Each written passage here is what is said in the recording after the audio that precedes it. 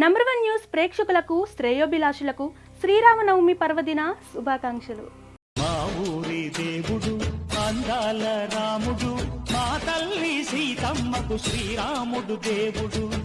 ఓ Rama number 1 channel ప్రేక్షకులకు మరియు శ్రేయోభిలాషులకు శ్రీరామనవమి శుభాకాంక్షలు.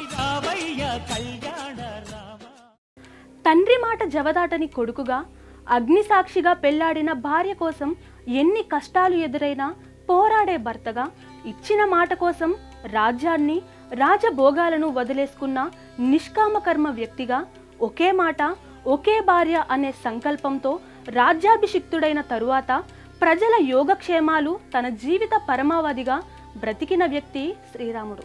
అందుకే ఎక్కడ సుభిక్షంగా పరిపాలన జరిగినా అది రామరాజ్య పాలన అనే పేరు వచ్చింది. రాముడు ప్రజలను పరిపాలించిన తీరు నాటి త్రేతాయుగం నుంచి నేటి వరకు ఆచరించాల్సిన, అనుసరించాల్సిన ఆదర్శవంతమైన పాలన.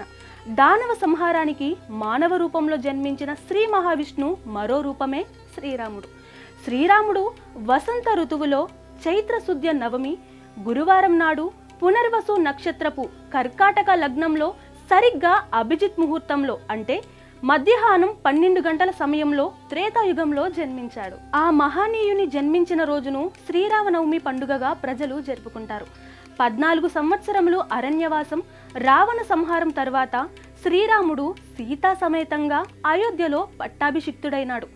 ఈ శుభ సంఘటన కూడా చైత్రశుద్ధ నవమి నాడే జరిగిందని పురాణాలు పేర్కొంటున్నాయి. శ్రీ సీతారాముల కళ్యాణం కూడా ఈ రోజునే జరిగింది. రామాయణంలో అయోధ్యకు రాజైన దశరథుడికి 3 భార్యలు, కౌసల్య, సుమిత్ర, కైకేయి. ఆయనకు ఉన్న బాధ అంతా సంతానం గురించే. సంతానం లేకపోతే రాజ్యానికి వారసులు ఉండరని.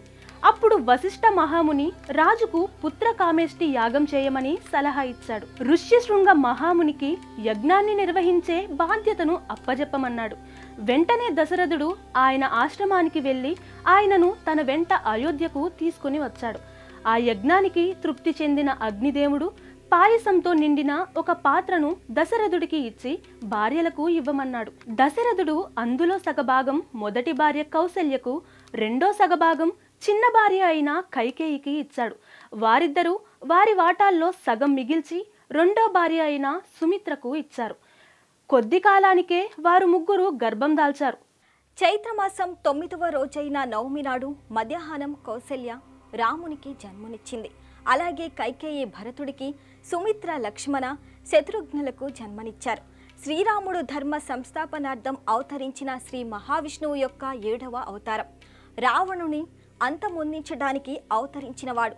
ఈ పండుగ సందర్భంగా హిందువులు సాధారణంగా తమ ఇళ్లలో చిన్న సీతారాముల విగ్రహాలకు కళ్యాణోత్సవం నిర్వహిస్తుంటారు. తెలుగు రాష్ట్రాలలో 9 రోజుల పాటు పూజలు నిర్వహించి ఉత్సవాలను ముగిస్తారు. శాస్త్ర పరిశోధనల ఆధారంగా శ్రీరాముడు క్రీస్తుపూర్వం శాలివాహన శకం 5114వ సంవత్సరం జనవరి 10న జన్మించి ఉండవచ్చని భావిస్తున్నారు. దేశంలోని ప్రజలంతా సిరి సంపదలతో సుఖ సంతోషాలతో ఉంటే అది రామరాజ్యమని హిందువుల విశ్వాసం. ఉదయాన్నే సూర్య భగవానికి ప్రార్థన చేయటంతో ఉత్సవం ఆరంభమవుతుంది. శ్రీరాముడు జన్మించినట్లుగా చెప్పబడుతున్న సమయం మధ్యాహ్నం కావున ఈ సమయంలో ప్రత్యేక పూజలు నిర్వహిస్తారు. శ్రీరామనవమి వేసవి కాలం ప్రారంభంలో వస్తుంది. వేసవిలో సూర్యుడు ఉత్తరార్ధగోళానికి చేరువగా వస్తాడు. రాముడు జన్మించిన సూర్య వంశానికి సూర్యుడిని ఆరాధ్యుడిగా చెప్తారు. ఈ వంశానికి చెందిన ప్రముఖ రాజులు దిలీపుడు, రఘు మొదలైన వారు.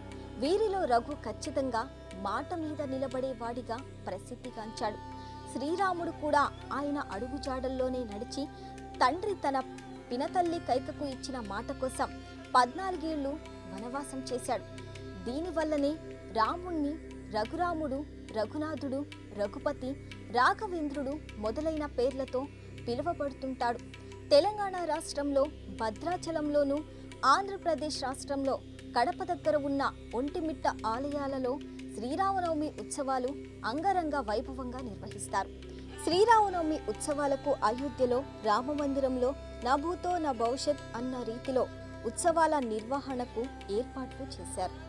మరొకసారి నంబర్ 1 న్యూస్ ప్రేక్షకులకు శ్రేయోభిలాషులకు శ్రీరామనవమి పర్వదిన శుభాకాంక్షలు.